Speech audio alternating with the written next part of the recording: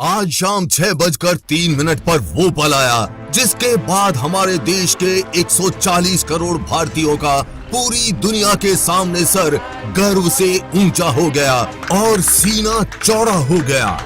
दुनिया के चांद पर जाने वाले यानों के मुकाबले बेहद कम बजट में चंद्रयान-3 ने चांद पर उतरकर भारत का तिरंगा फहरा दिया है और इसी के साथ हम चांद के दक्षिणी ध्रुव पर उतरने वाले पहले देश और चांद पर उतरने वाले चौथे देश बन गए हैं। अभी तक बस अमेरिका, रूस और बस चीन ही ये कारनामा कर पाए थे। चंद्रयान-2 की गहरा दुख देने वाली असफलता के बाद भी हमारे भारतीय वैज्ञानिकों ने हिम्मत नहीं हारी और चंद्रयान-3 को चांद के दक्षिणी ध्रुव पर उतारकर अपना प्रण पूरा किया और अपने देश और देशवासियों के साथ किया वादा पूरा कर दिखाया। चंद्रयान-3 की सफलता के बाद अब तो मन जोर जोर से चिल्लाकर ये कहने का कर रहा है, सारे जहां से अच्छा हिंदुस्तान हमारा। मैं बगैर किसी झिझक के कह सकता हूँ सारे जहां से अच्छा। शायद आप भी हमारे जैसे खुशी से फूले नहीं समा रहे होंगे। हो भी क्यों ना, हमारे वैज्ञानिकों ने काम ही ऐसा किया है जिसकी वजह से आज 140 करोड़ भारतीय गर्व से कह रहे होंगे, जय हिंद, जय भारत। चलिए, ये तो थे हम सब 140 करोड़ भारतीयों के इमोशंस। अब थोड़ी काम की बात कर लेते हैं। आप में से काफी लोगों के मन में अब सवाल चल रहा होगा कि चांद पर तो हम उतर गए, लेकिन अब चांद पर चंद्रयान-3 करेगा क्या? चांद पर अगले 14 दिन तक क्या क्या होने वाला है? चंद्रयान-3 किन किन कार्यों को अंजाम देगा? भारत को क्या क्या जानकारी वहां से भेजेगा? चलिए सब जान लेते हैं इस वीडियो में। आज हमारा चंद्रयान-3 शाम को करीब 6:03 पर सफलता पूर्वक चांद पर उतर चुका है। उतरने के बाद इसरो वैज्ञानिकों की कमांड पर करीब 6 घंटे बाद रोवर लैंडर मॉड्यूल से बाहर आएगा। आइए समझते हैं स्टेप बाय स्टेप अब आगे क्या क्या होने वाला है। लैंडर मॉड्यूल चांद पर उतर जाने के बाद घंटों तक उस जगह पर धूल उड़ती रहेगी। इस वजह से रोवर को धूल हट जाने के बाद लगभग आज रात 12 बजे इसरो वैज्ञानिक चांद की सतह पर निकलने की कमांड देंगे और इसी के साथ विक्रम लैंडर मॉड्यूल के गेट खुलेंगे और बाहर आएगा रोवर प्रज्ञान। आपको पता होगा कि चंद्रयान-2 मिशन की तरह ही इस बार भी लैंडर मॉड्यूल का नाम विक्रम और रोवर का नाम प्रज्ञान रखा गया है। इस पूरी प्रक्रिया को समझने के लिए सबसे पहले हम रोवर के डिजाइन को समझते हैं। रोवर को 14 अर्थ डेज के मिशन पीरियड के लिए ही इनिशियली डिजाइन किया गया है, यानी रोवर सिर्फ चांद पर 14 दिन ही काम करेगा, उसके बाद निष्क्रिय हो जाएगा। रोवर में कुल वजन 26 किलो है। रोवर प्रज्ञान में एक सोलर पैनल लगा है।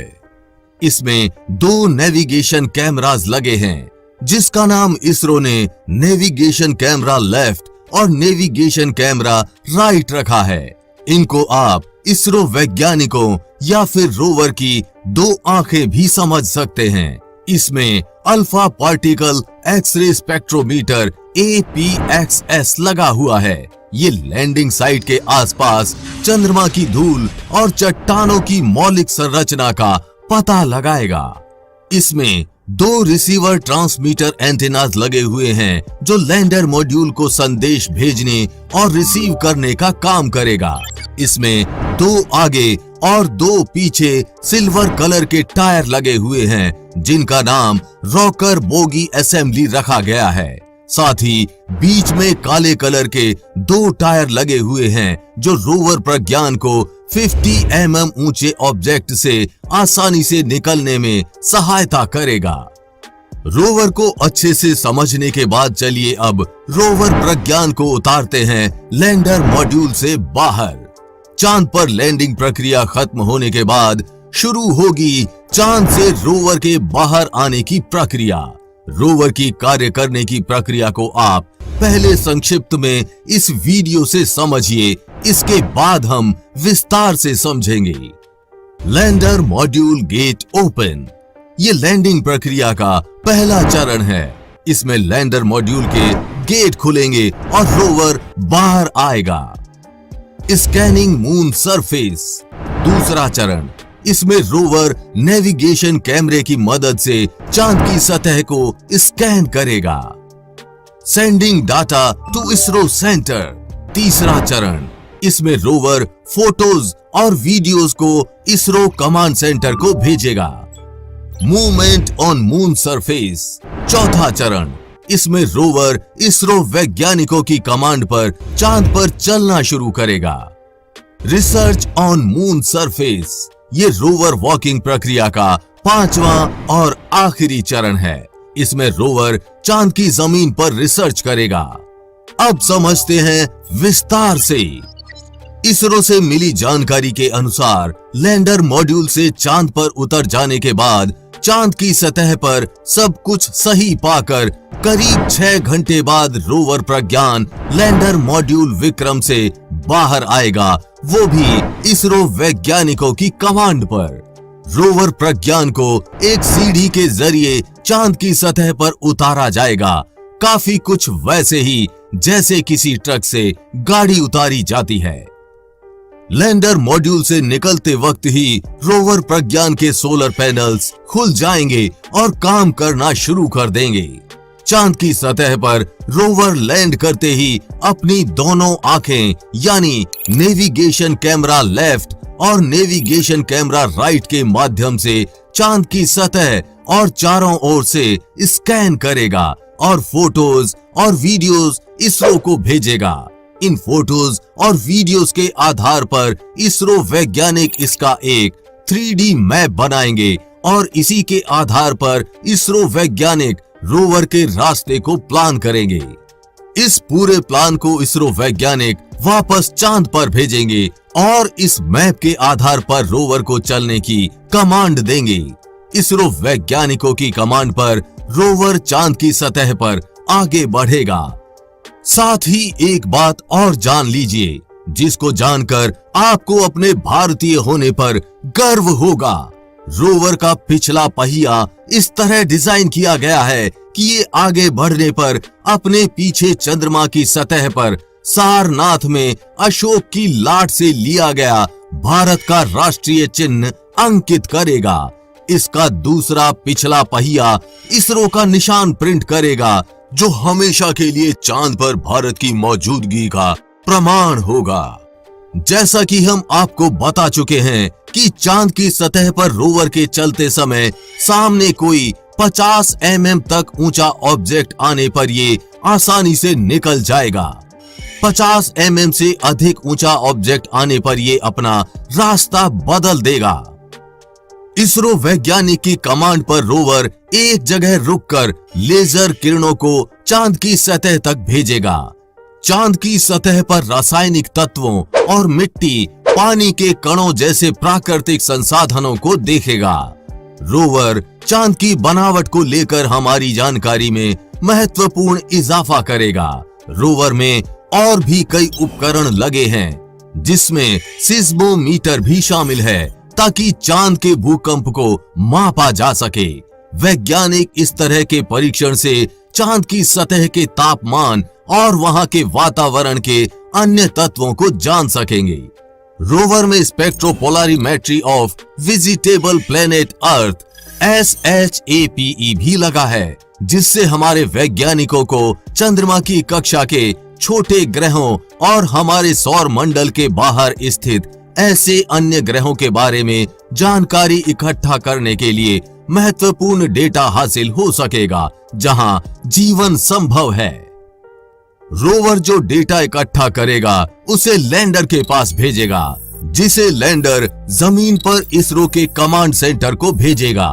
लैंडर के माध्यम से ही इसरो के वैज्ञानिक रोवर को कमांड भेज सकेंगे। चंद्रमा की सतह पर परीक्षण के दौरान रोवर प्रज्ञान लैंडर से 500 मीटर से ज्यादा दूरी पर नहीं जा सकेगा।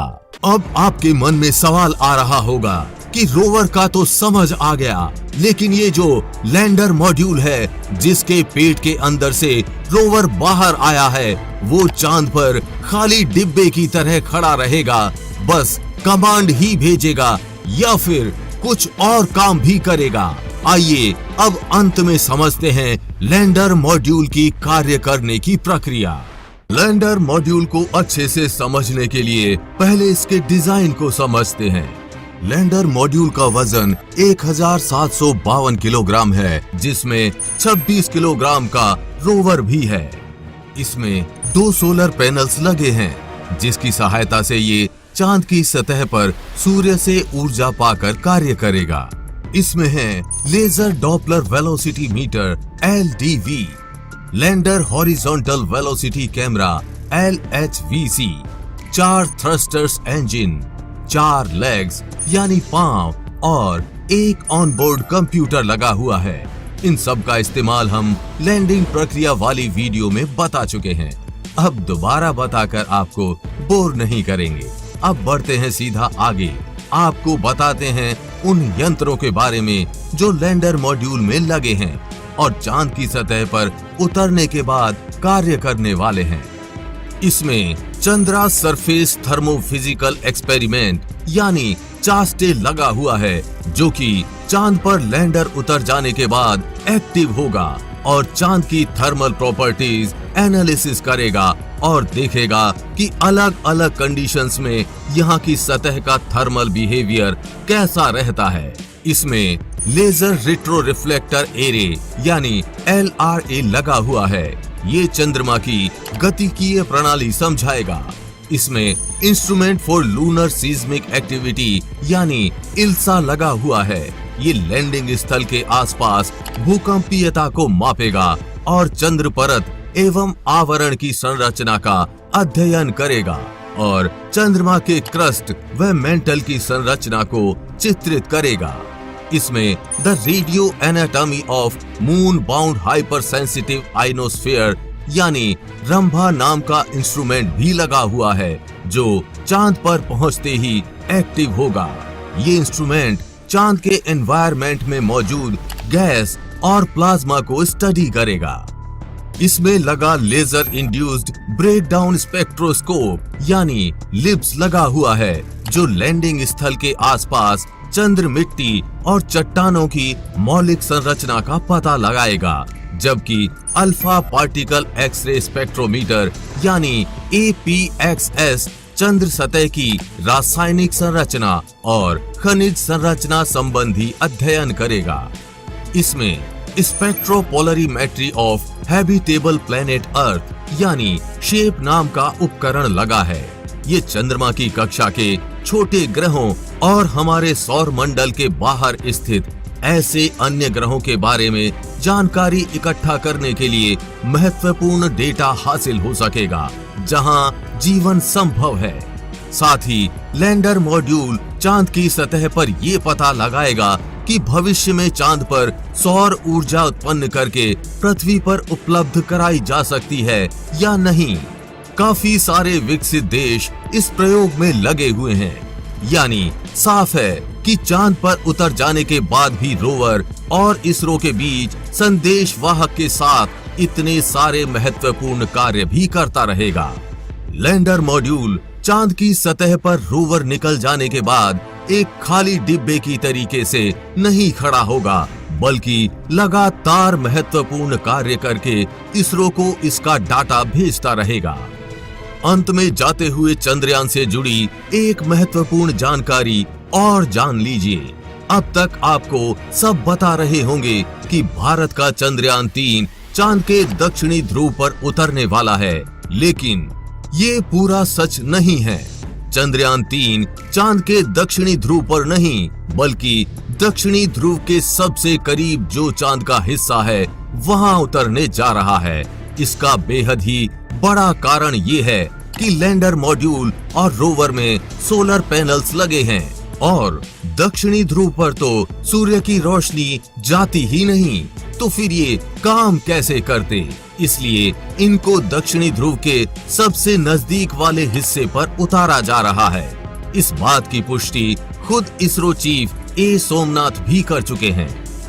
डॉक्टर ए सोमनाथ ने कहा था कि हम दक्षिणी ध्रुव पर नहीं जा रहे हैं, हम उसके पास जा रहे हैं, क्योंकि दक्षिणी ध्रुव पर सूरज की रोशनी नहीं आती है या बेहद कम रहती है, तापमान माइनस में रहता है। ऐसे में लैंडर काम नहीं करेगा, इसलिए लैंडर को दक्षिणी ध्रुव के करीब उतारा जाएगा, रोशनी वाले इलाके में, ताकि उसके सोलर पैनल्स सूर्य की रोशनी से ऊर्जा लेकर 14 दिनों तक काम कर सके।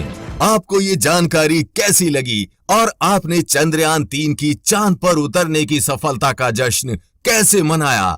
नीचे दिए गए कमेंट बॉक्स में लिखकर हमें जरूर बताएं।